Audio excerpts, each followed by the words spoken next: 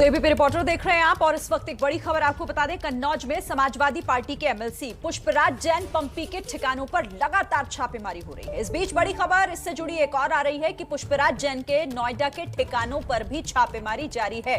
तो अलग अलग जगहों पर जो ठिकाने हैं वहां पर इस वक्त आईटी विभाग की टीम पहुंची हुई है। पुष्पराज जैन के 4 राज्यों में अलग अलग ठिकानों पर इस वक्त छापेमारी चल रही है। देखिए, हमारे सहयोगी ओम प्रकाश तिवारी ज्यादा जानकारी के साथ इस खबर पर जुड़ गए हैं। ओम प्रकाश तिवारी, क्या नया खुलासा?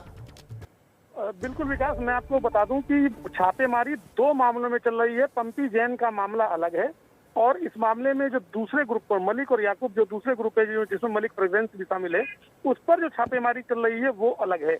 उनके यहाँ छापेमारी इसलिए हो रही है क्योंकि पीयूष जैन ने इस ग्रुप के पास काम सीखा था और आयकर विभाग को शक है कि इस ग्रुप के पास कुछ और पैसा रखा भी हो सकता है, लिहाजा उनके ऊपर इसलिए छापेमारी चल रही है। पंपी जैन के ऊपर छापेमारी चल रही है क्योंकि पंपी जैन के बम्बई इनकम टैक्स यूनिट को सूचना मिली थी कि पंपी जैन ने आयकर चोरी का घोटाला किया है और कई जगहों से उन्होंने अनाप शनाप पैसा भी लिया है। इस सूचना के बाद मुंबई डिवीजन ने छापेमारी की है। पंपी जैन के कोलकाता, मुंबई और यूपी 3 जगहों पर छापेमारी चल रही है और दूसरे मामले में नोएडा, दिल्ली और यूपी 3 जगहों पर छापेमारी चल रही है। लेटेस्ट छापेमारी नोएडा में हुई है और इसके पहले दिल्ली के ईश्वर नगर में भी छापेमारी चल रही है, जो मलिक फ्रेग्रेंस का बताया जाता है। विकास,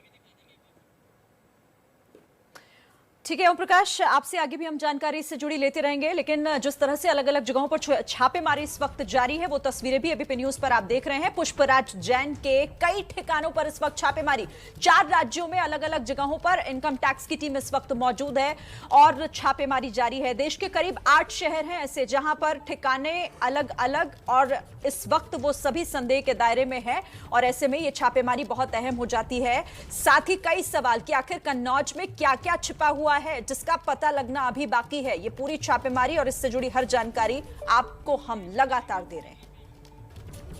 तो इस पूरी छापेमारी पर अब सियासत भी तेज हो गई है और सियासत से जुड़ी खबर भी हम आपको दिखाएंगे। छापेमारी के बाद सियासत तेज हो गई। बीजेपी छापे को लेकर लगातार समाजवादी पार्टी पर हमलावर है।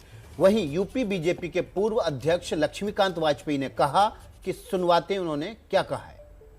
किसी भी प्रकार के ईडी और इनकम टैक्स के छापे से कोई मतलब भारतीय जनता पार्टी का नहीं है। नंबर 1, वो उनका अपना काम है और कहीं छापा डालने से पहले 6 महीने पहले से तैयारी की जाती है। आज की तैयारी पर अचानक कोई छापा मारने नहीं चला जाता है। दूसरी बात है, कन्नौज में इतना सामान निकला, देश की जनता ने देखा और संसार ने देखा है।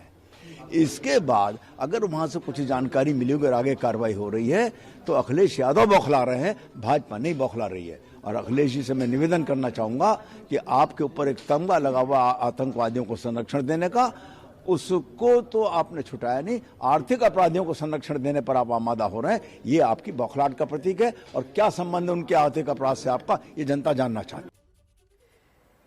तो यूपी बीजेपी के पूर्व अध्यक्ष को आप सुन रहे थे, लक्ष्मीकांत वाजपेयी, जो उन आरोपों का जवाब दे रहे थे जो समाजवादी पार्टी की तरफ से लगाए जा रहे हैं, क्योंकि समाजवादी पार्टी ने बीजेपी को निशाने पर लिया, इन छापेमारियों को यहां पर चुनावों से जोड़ रही है। अब आपने सुना बीजेपी, लेकिन अब इस पर क्या कह रही है समाजवादी पार्टी? अनुराग भदौरिया को एक बार सुन लेते हैं। उत्तर प्रदेश के अंदर में जिस तरह से समाजवादी की रैली में जन सैलाब उमड़ रहा है, जिस तरह से जन समर्थन मिल रहा है, पूरे उत्तर प्रदेश की जनता, हर वर्ग की, हर धर्म की जनता रोड पे आ गई है उस समाजवादी के समर्थन में। वो यहाँ बदलाव चाहती है।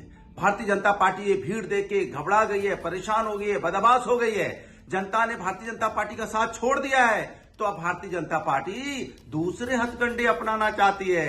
अब वो सरकारी मशीनरी का दुरुपयोग कर रही है, लेकिन उससे कोई फायदा नहीं होगा। उत्तर प्रदेश की जनता ने भारतीय जनता पार्टी के विदाई का मन बना लिया है। तो छापेमारी को लेकर वार पलटवार का दौर शुरू हो गया है। हमारे साथ 2 संवाददाता हमारे जुड़े हुए हैं। ग्राउंड जीरो से रणवीर जुड़े हुए हैं और न्यूज रूम से पंकज झा, जिनकी मुस्कान बता रही है कि उनके पास जरूर कोई भीतर की खबर है। ब्रेक के बाद लौटेंगे तो इनसे जानेंगे इत्र का धंधा कितना पवित्र।